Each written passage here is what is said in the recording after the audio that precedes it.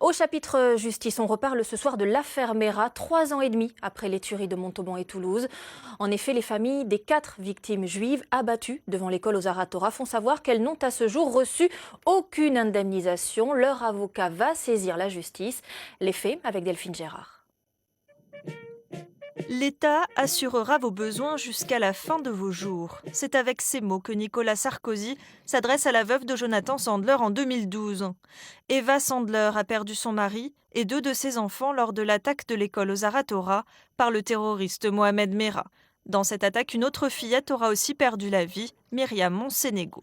Plus de 3 ans et demi après les faits, la veuve et les autres victimes, élèves, proches, parents d'élèves, n'ont toujours pas touché leur indemnisation. Les propositions qui leur ont été faites sont jugées dérisoires par maître Simon Cohen, l'avocat des familles Sandler et Monsénégo.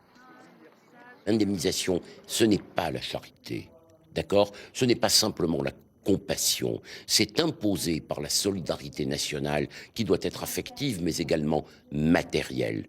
Et les familles des victimes ont cette dignité qui consiste à refuser la charité. C'est pas ce qu'on demande. Ce sont des gens dont personne ne peut comprendre ce qu'ils endurent. Là où ils sont d'ailleurs, personne ne voudrait aller. Vous imaginez cette mère qui perd le même jour son mari et ses 2 fils, et qui doit continuer à aimer, à assurer l'éducation de sa fille. En janvier dernier, François Hollande lui-même s'excusait de la lenteur de la procédure. C'est le Fonds de garantie des victimes d'actes de terrorisme qui est sollicité en cas d'attentat sur le territoire national, le même fonds qui va gérer les dossiers des victimes des attentats du 13 novembre à Paris.